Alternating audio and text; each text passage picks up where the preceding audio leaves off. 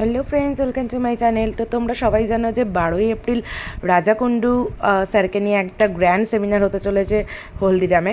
So সেখানে এই যে ঠাটা পড়া রোদ্দুর ব্যাপারটা দেখতেই পাচ্ছ, বেরিয়ে পড়েছিলাম কিসের জন্য? হ্যাঁ, এই যে স্যারদের ব্যানার, সেলফি জোন, তারপরে স্টেজ ব্যানার, এগুলো সব রেডি করার জন্য। তো শিয়ালদা চলে গেছিলাম, তো শিয়ালদা থেকে ব্যানার ফ্যানার নিয়ে নেওয়া হয়েছিল। তারপরে চলে গেছিলাম ফ্রেমের দোকানে, ফ্রেম কাটিং হচ্ছিল, প্রিন্টিং হয়ে গেছিলো, কাটিং হচ্ছিলো। তো তোমরা দেখে জানিও অবশ্যই ফ্রেমটা কেমন লাগছে। আর আরেকটা জিনিস দেখবে, দেখো দেখো সারপ্রাইজ দেখেছো, রাজাদাকে আর রাজাদার মাকে নিয়ে কত সুন্দর লাগছে। আর ফ্রেমগুলো সব রেডিও হয়ে এসছে, কারণ অবশ্যই সবার জন্য রয়েছে ডায়মন্ড গোল্ডের যারা যারা রয়েছে তাদের ফ্রেমটা রয়েছে। আর এই যে লাল ব্যাগটা দেখছো, ওইখানে তো সমস্ত সার্টিফিকেট ছিল, কিছু কিছু সার্টিফিকেট নিয়ে এসেছি, আবার ব্যানার নিয়ে এসেছি। তো এইভাবেই সারা দিনটা গেল, দিন থেকে রাত হয়ে গেল। তারপরে ক্লান্ত শরীর, এত ক্লান্ত। সো দেন আমরা ভেন্যুতে চলে এলাম, কিছু কথা ছিল তার জন্য, তো ঠান্ডা খেয়ে নিলাম। তো তারপরে আমাদের ভেন্যুতে কাজ শুরু হয়ে যায়। আমরা তো মানে 11 তারিখে প্রচুর প্রচুর কাজ করে নিয়েছিলাম, কারণ আগে থেকে সব ক্লিয়ার রাখলে আমাদের নিজেদের ভালো। তো তারপরে সেলফি জোন রেডি হয়ে যায়, ওয়েলকাম আবার সেলিব্রিটিসের ব্যানার রেডি হয়ে যায়, তোমরা দেখতেই পাচ্ছ। তো এই হচ্ছে পুরো হলটা দেখ। সো ফাইনালি সবটাই কমপ্লিটেড হয়ে গেছে। তো তোমরা এবার জানাও যে স্টেজ থেকে এলইডি ওয়াল কি কতটা সুন্দর লাগছে। ইভেন ডেকোরেশন তো করবে, এখনও সিটিং অ্যারেঞ্জমেন্ট বাকি আছে। তো আমাদের রাজা স্যার ইতিমধ্যেই এসে গেছেন। তো ওনাকে ফেলিসিটেট করার জন্য, আমি ওয়েলকাম করার জন্য একটা বুকে কিনে নিয়েছিলাম। আর তোমরা অবশ্যই জানো ট্রফি আর সার্টিফিকেটগুলো কেমন লাগছে। আর এই হচ্ছে সিটিং অ্যারেঞ্জমেন্ট। কলকাতার 11 তারিখে, কালকে 12 তারিখ এপ্রিলের, যেই কথা দেওয়া ছিল সেই কথার দামেই স্যার চলে এসেছেন আমাদের স্পেস সার্কেল হলদিরামে। স্যার থাকেন কলকাতায়, কিন্তু সেমিনারটা করান অনেক কষ্ট করে, অনেক রিকোয়েস্টে, অনেক মানে আমার খুব ভাগ্যটা ভালো যে আমি স্যারকে এক চান্সে পেয়েছি। তো তার জন্য আমার তরফ থেকে স্যারকে একটা ওয়েলকাম গিফট। আরও তো আছে ঝালাকটা বলে। Thank you so much Isha, thank you এত সুন্দর একটা সেমিনার অর্গানাইজ করার জন্য। আর যেই অর্গানাইজিং আমার ভীষণ পছন্দ হয়েছে। জাস্ট আমি হল দেখে আসলাম, কী ও করেছে, সব কিছুর মধ্যে একটা ইউনিকের ঝলক ব্যাক টু ব্যাক আমি দেখতে পাচ্ছি। আর তোমরা যারা আর্টিস্ট, আমার ভিডিও বাইট দেখে তোমরা যারা সিট বুক করেছো, অসংখ্য ধন্যবাদ সমস্ত আর্টিস্টদের, যে তোমরা আমাদের কলকাতা সেমিনারটা এত সুন্দরভাবে সাকসেসফুল করে দেওয়ার জন্য। কারণ সাকসেসফুল এই কারণেই বলছি, আমি জানি কালকে আমাদের সাকসেস হয়ে যাবে, যেহেতু প্রচুর পজিটিভ ভাইবস এসেই আমি ঈশার থেকে পেয়েছি। আর তার সাথে সাথে প্রত্যেকটা আর্টিস্টদের বলবো, যারা কলকাতায় সিট বুক করেছো, আমি চেষ্টা করব যা যা ভিডিওতে বলেছি যে তোমাদের কী কী দেখাবো সমস্তটা দেখানোর জন্য। আর যারা সিট বুক করুনি, আমি জানি কমেন্ট সেকশানে জানাবে, যারা আমি জানতে পারিনি, পারিনি, তাদের জন্য ঈশা আরও একটা সারপ্রাইজ ঘোষণা করবে। সেটা আমাদের সেমিনার থেকে বলে দেবে, সেটা জানতে পারবে আবার কলকাতায় কী হতে চলেছে। আর থ্যাংক ইউ সো মাচ সমস্ত আর্টিস্টদের আমাদের সিটগুলো পুরো ফুলফিল করে দেওয়ার জন্য। হলে আর কোনো জায়গা নেই, কারণ আমাদের লাস্ট 200 সিট ছিল, সেখানেও 200 প্লাস হয়ে গেছে। এখন আমার আজকে 8টা অব্দি কল এসছে, সেই কলে একজন সিট বুকিং করেছে গোল্ডে।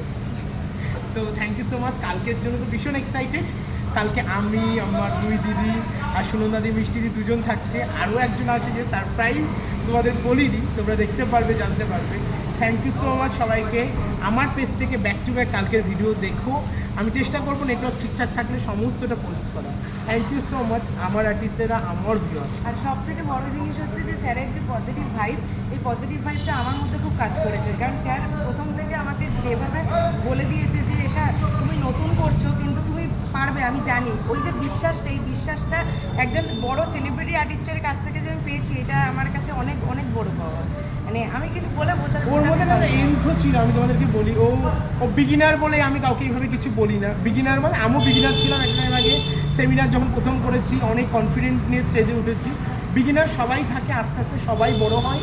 আমার কথা, সবাইকে চান্স দেওয়া উচিত। আমি চেষ্টা করি যে এই আজকে আমার সেমিনারটা সাকসেসফুল হলো, অন্য কোনো আর্টিস্ট অবশ্যই সেটা দেখবে যে রাজাদার সেমিনার সাকসেসফুল ঈশা করেছে, আমাদের সেমিনারটাও সাকসেসফুল করবে। কিন্তু আমি ওর সাকসেসফুল সেমিনার দেখেছি, তা সত্ত্বেও আমি রিস্ক নিয়েছি যে ও পারবে। ওর ডেডিকেশান দেখে, ওর কথা শুনে, ওর পজিটিভিটি নিয়ে দেখে, সব দেখে আমি ভাবলাম চলো সেমিনারটা করা যায়। আর সেটা সাকসেসফুল ও পুরেই ছেড়েছে, ও আমার কথা রেখেছে। একদম, তার জন্য অসংখ্য ধন্যবাদ। এত সুন্দর পজিটিভ ভাইব দিয়ে আমাকে বলার জন্য। কালকের জন্য দেখতে থাকো, আর বেশি কথা বলবো না। সব কিছু বলা। এশাদির সঙ্গে ফার্স্ট আমার মিট আপ হয়েছে ওই সেলিব্রিটি অ্যাওয়ার্ড শোতে, ওখান থেকে পরিচয়। তারপর থেকে মানে ওমা বস কম ফ্রেন্ড বেশি হয়ে গেছে, A to Z শেয়ার করা, কোনো কিছু আপ অ্যান্ড ডাউন সব কিছু, এরকম এতটা ভালো বন্ডিং হয়ে গেছে। তো সেমিনার করবে এটা এশাদির অনেক দিন আগেই একটা সেমিনার করবো আমি ভেবেছিলাম, আর আমি না মানে বছর বছর নতুন কিছু করার চেষ্টাটা একটু করি, যে একটু নতুন কিছু করবো যেটা একটু ভালো লাগবে, জিনিসটা কোথা থেকে কি করলে বেটার হবে। আর বুদ্ধিটা হচ্ছে ইনি বুদ্ধিদাতা, পুরো বুদ্ধিটা আমার এই ইন্ডাস্ট্রিতে আসা থেকে বুদ্ধিদাতা পুরোটাই ওনার। হ্যাঁ, এবার তো যাই হোক, এবার কালকে দিনটাই চুজ করা যে না 8 বছর হচ্ছে একেবারে তাহলে ওটাই করি, যে দাদাকে নিয়ে করবো।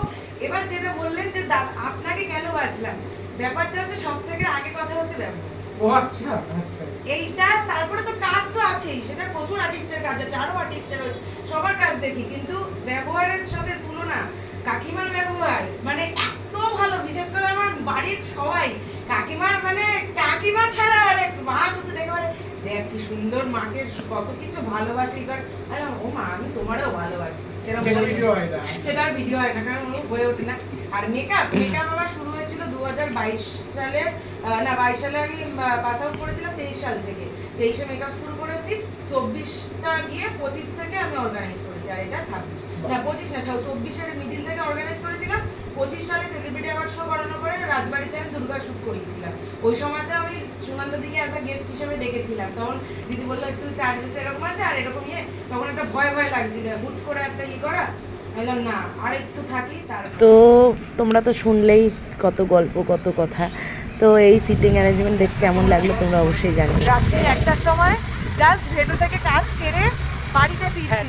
এশাদি রাত্রি 1টার সময় বাড়ি ফিরছে। আমি কালকে সাত সকালে আর আসবো না, আমি আজকে এখন এটা স্ট্যাটাস দিচ্ছি, ঠিক আছে? কেউ কিছু মনে করো না, আমি কালকে লেটে আসবো, ঠিক আছে? তোমরা এসে সবাই সিটে সিটে বসে পড়ো।